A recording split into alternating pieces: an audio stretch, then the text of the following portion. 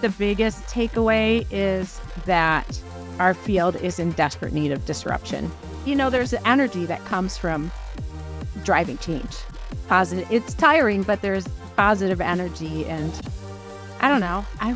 It's necessary.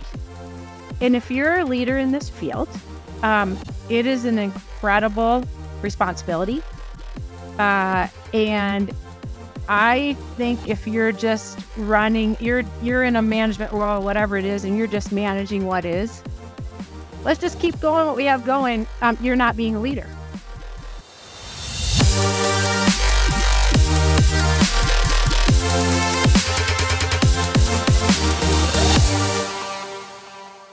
Hey everyone, I am so thrilled to have Jill Vitale-Aussem with us today. She's the president and CEO of Christian Living Communities out of Denver, Colorado, and the author of Disrupting the Status Quo of Senior Living, a Mindshift. She's the past president and CEO of the Eden Alternative and has a passion for helping elders find purpose and live an authentic life. She's been in the field of aging for over 25 years and is a graduate of the Leading Age Leadership Academy. I was in her class, so that was a great experience. And she's also a fellow of Nexus Insights, which is very exciting. Welcome to Next Level Leadership. I'm your host, Dana Weaver. Welcome, Jill. I'm so glad to have you here. Thank you, Dana. I'm so glad to be here with you today. It's good. Is there anything else that you would like to add in your bio that I didn't cover just now? No, I think you hit it. Thank you. So for those of us that don't know, what is Nexus Insights? So Nexus Insights is a think tank, and actually we call it a think and do tank. And Bob Kramer, who's the founder of NIC, National Investment Council, he started it as a way to bring together thought leaders, folks that have different perspectives on aging and aging services. So there's different projects. If you go to you can follow Nexus Insights on LinkedIn, and there's always a lot of great articles and information that comes out from that. And if you Google Nexus Insights, you'll find the website. I should have the website in front of me, but it's all right. Yeah, so it's great to be a part of it. It's with people with just very different backgrounds and very different ways of thinking about things. So it's been a great learning opportunity for me to be part of that. Fantastic. And you're definitely a very important voice at that table, I'm sure. Thank you. You're welcome. So let's talk a little bit about your philosophy on aging. Tell us what your philosophy is, and then what led you into our field. So,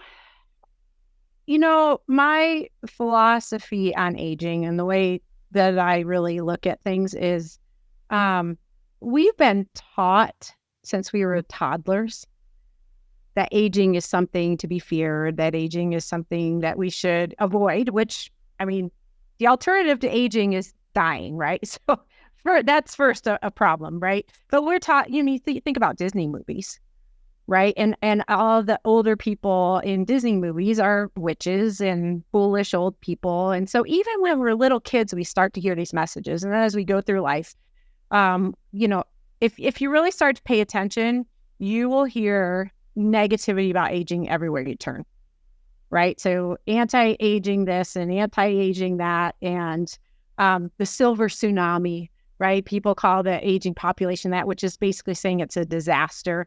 And the thing that is really interesting about this is if we buy into that personally, if I believe that growing older is all about decline, if I believe it's something bad, it will be for me, right? So it's kind of a self-fulfilling prophecy. And,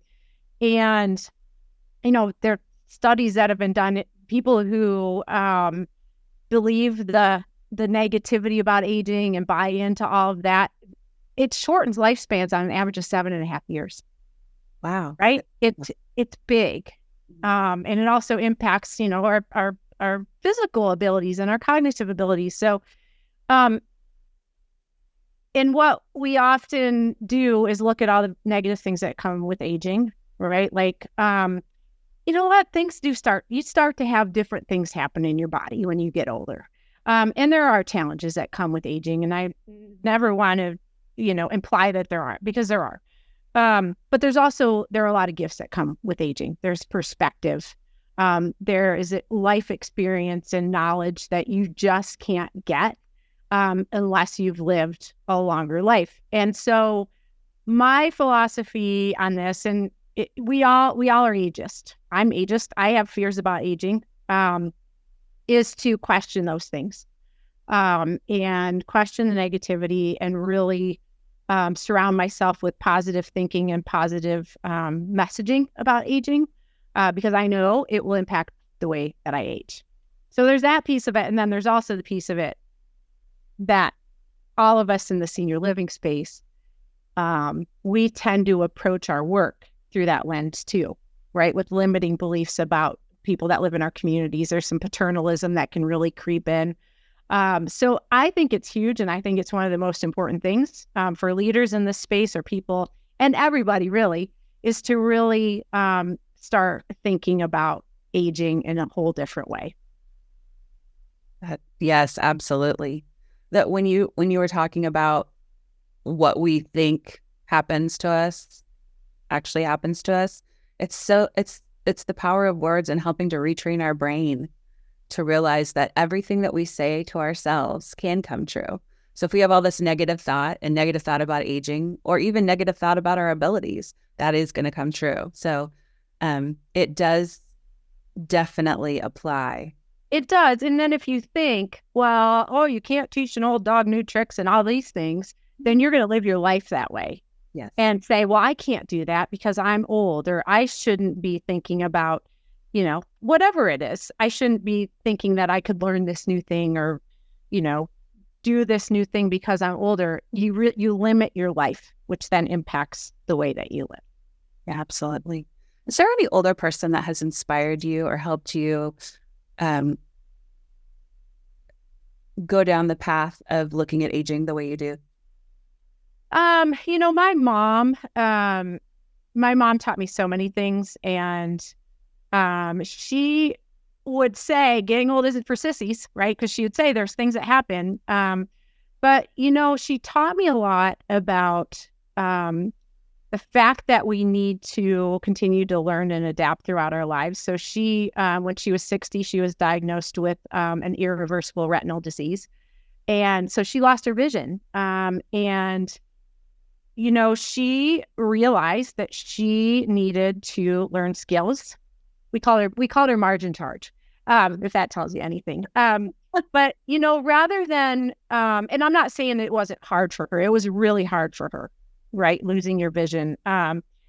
But she went to, and she was in her late 70s when she did this. She went to a week-long immersive training program here in Colorado at Colorado Center for the Blind, so she could learn to be independent on her own and learn how to use, her cane appropriately. And it really just taught me that things are going to happen as you get older, and we have got to have a growth mindset. And she always looked at the positive, right? And when she died, so many people. She lived at one of our communities here in Denver, and so many of the other residents were like, "Gosh, your mom really made me think differently about my own challenges."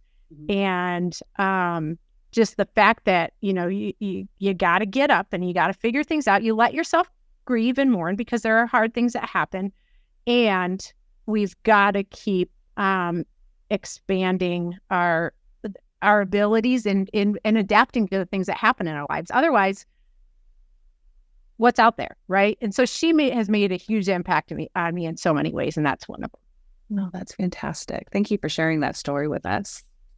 Yeah, well, something special. So yeah, there's always a special place in our heart for moms, and moms just so much. Yeah.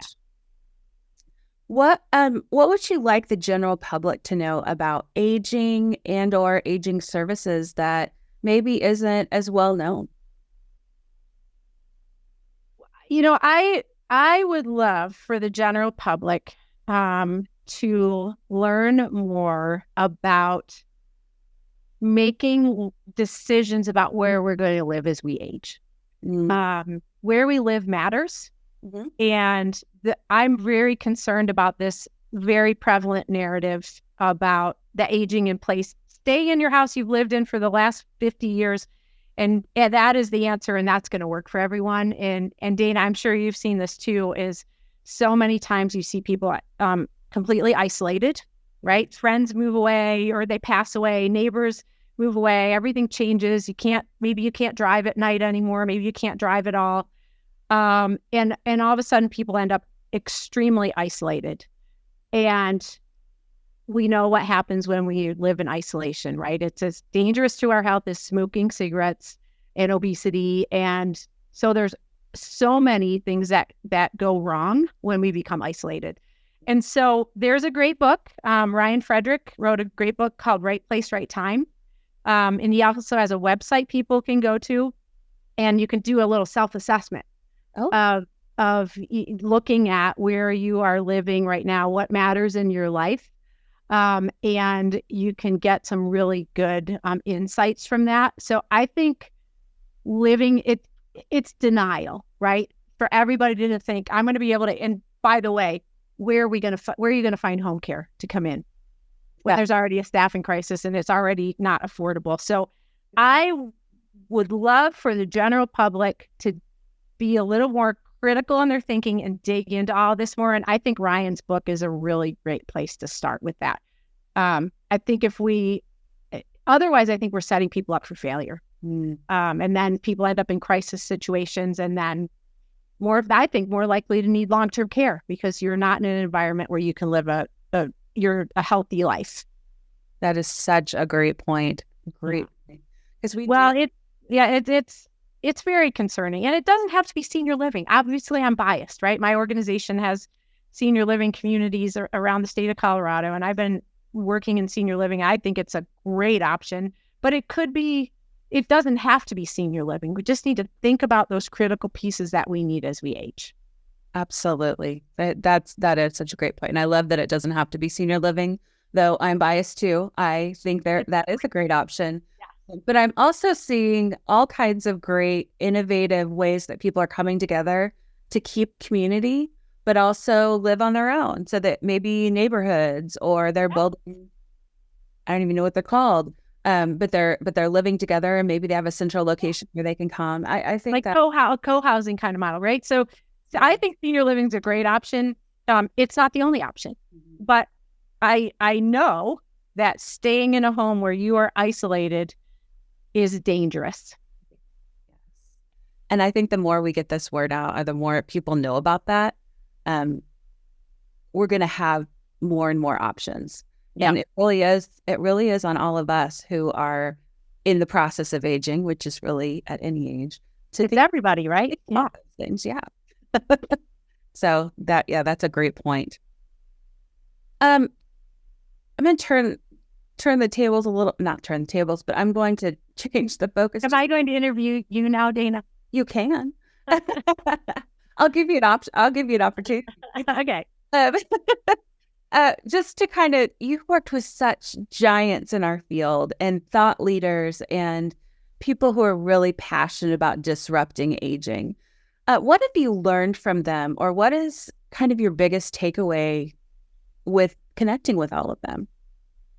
Yeah, I've been really fortunate to have learned and continue to learn from so many different people. And I think the biggest takeaway is that our field is in desperate need of disruption. And I think the root of it really is the way we think about aging, right? And, and that we've got to push for it. And if you're a leader in this field, it is an incredible responsibility. And I think if you're just running, you're in a management role, whatever it is, and you're just managing what is, let's just keep going what we have going. You're not being a leader. Yeah. Right. And I think we all have a responsibility to challenge ourselves to think differently, to put ourselves in situations where other people or things we read or podcasts or whatever it is will challenge the way that we're thinking about things. And, there's so much work to be done. And it's such an amazing journey. It's the hardest work you'll ever do, but it's also the most rewarding. So, yeah, I've learned a ton from people, and I learn all the time. And what's really interesting is I remember, 15 years ago, having people on pedestals, and they still are, right? Like Dr. Bill Thomas and folks like that. And to be like, wow, I know him now, right? And it's really kind of a cool thing. And because the more you keep learning and challenging yourself, then you start bringing something to the table too. Yeah. Right. But we're always learning. And that's one of I think the most important things is we need to challenge the way we think about things, and we need to keep learning. Absolutely. That's a great point. And when I asked the question, it occurred to me that you are among those people now. Yeah. I don't know about that. You might not think about it, but there's a lot of us out there that see it that way. And so the reason I asked the question was there are some great people out there, including yourself, and there's a thread that kind of ties you all together. And I think you really said it. And you're challenging the status quo, you're asking great questions, and you're challenging yourself to think differently about things and think ahead, and also look at what you've learned to hopefully change. So and we have to be open to that, right? And sometimes it's hard to be like, oh, I've been doing all these things this way or thinking this way, and all of a sudden, so here's an example. So Dr. Tracy Gendron, Virginia Commonwealth University, wrote a great book called Ageism Unmasked. That's another book for anybody out there in this field to put on their reading list. And, in the past, we had done things like with training with our team members with aging simulations and dementia simulations. And, with the aging one, we put rocks in people's shoes and tape people's hands up and, feel like what it's like to be older. And in her book, I was reading it, and she was really questioning that, and how that is not the full picture of aging. That's a piece of it, maybe the physical challenges, but when we do that, we are perpetuating that idea that that's all there is. And I was like, I had to sit back and really go, I need to rethink the way that I've been considering these things. And we should be having these kinds of moments often, at least, I think. Agreed. Do you think a lot of leaders do that? Or do you think that leaders who do that are kind of not unicorns, but they're not as prevalent? I don't know. I think this coming through the past few years, it's hard to tell because we all got in survival mode with COVID. Really, keep your head down, and I'm trying to survive the day. I'm trying to make sure my organization is strong. And there wasn't a lot of space, I don't think, for that kind of thinking and that kind of reflection. So I'm hoping we start to see that happening more as people are picking their heads up and going, oh, there's a future ahead of us. Yes. I'm so glad you said that, because I do talk to a lot of people that they still have their heads down and they're like, I don't know that I have it in me to keep going. Yeah. I know they have so much inside of them, and I'm like, right. Yeah, keep going. You can do this. Well, and there's an energy that comes from driving change. Positive. It's tiring, but there's positive energy, and I don't know. It's necessary. So, yeah, it is. What would you say to young professionals that are in the field, who are just getting started, and they see actually, when you're young in the field, you look at it and think, these are all the things that I can change. What advice would you give them? Well, if you're somebody out there saying, here are all the things I can change, yay. Because that's great, right? We need people in this field who have the energy and the passion to make things better and do things differently. I've had opportunities to talk with a number of younger folks, and people are maybe in organizations that they're frustrated because they know it can be different, but they're not in a formal position to drive that change. And so I always recommend, first of all, you can learn, make sure if you're in a situation that you're like, ugh, this isn't the way it should be. And I don't have the formal authority to change anything. There are lessons you should be learning, right? There are lessons even in those really hard situations. But I think find an organization that wants to do better and get in with an organization like that, where you are in a place where you can drive that change and people want to help you grow. And the other thing I would just say is always look for opportunities to go beyond what your current job is and learn things. When I was an executive director at Claremont Park, which is one of our Christian Living Communities campuses, which is where I started with the organization, I got really interested in ageism. I got really interested in person-directed care. And I always went through our communications person, but I started writing blogs for different sites and putting ideas and thoughts out there. And also continued to seek out books, podcasts, TED Talks that would help me keep thinking differently. And I know that it is true that that's why I'm in the role I am now as the CEO of the organization, because I kept challenging myself. I kept putting myself out there. And then that starts to trickle out to the rest of the organization. But it also is an organization that supported that. Right. So, you got to find your tribe. Yes. Find an organization that excites you. Fantastic. Life's too short. Absolutely. It goes by so fast. Yeah, it does. So what about students I'm getting ready to talk with a group of students about careers in aging and the vast possibilities that there are out there. What would you say to students who are thinking about getting into the field? Do it. I think this is the best field that there is. It truly is. There are so many opportunities. I always say, if I worked at and there's nothing wrong. I went to hospitality school, hotel school for grad school. And if I was working for, a hotel company, nothing wrong with working for a hotel company. I would need to be volunteering somewhere. I would need to be doing things that brought more meaning into my life.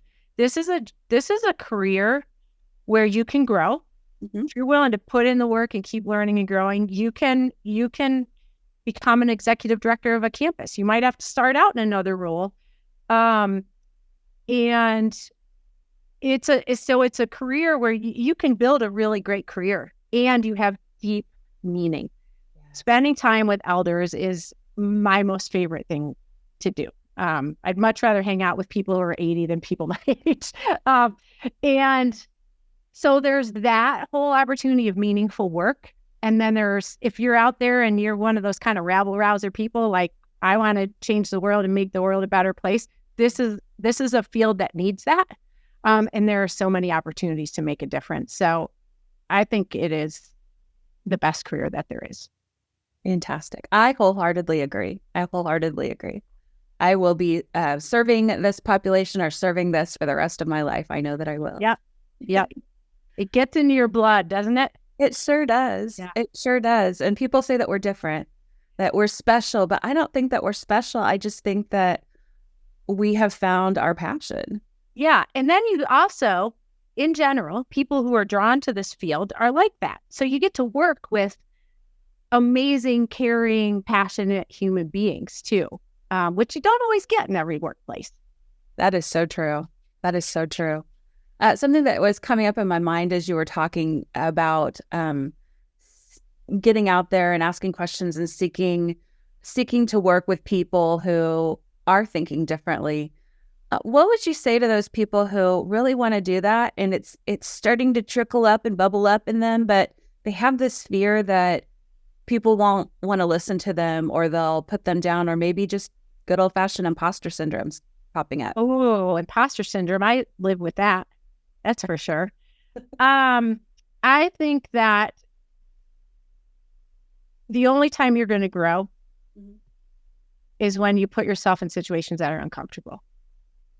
So, and And if something scares you, then that means you should try it, unless it's like jumping off a cliff or something, right? But if something makes you go, oh, do I really have the capabilities to do this? I think lean in, right? And that's the only way that we grow and we learn. And the other thing to think about for folks out there is, get involved with some of these organizations that are driving change. Eden Alternative, there's a conference coming up in June, right outside of Philadelphia. It's an international conference. People get to meet people from all over the world who you're like, I'm not the only one who thinks this way, and get ideas for driving that change. The new organization that is Greenhouse and Pioneer Combined Center for Innovation, that's another organization to, really kind of dig into and find other people and connect with other people who are driving that change. And that helps to build your confidence also. Great point. Great point. I'm so glad that you shared that. Thank you. So as we're kind of coming to the end of our conversation, do you have any question, or do you have anything that you wish I would have asked that I haven't? Or anything you want to share that didn't come up in the conversation today?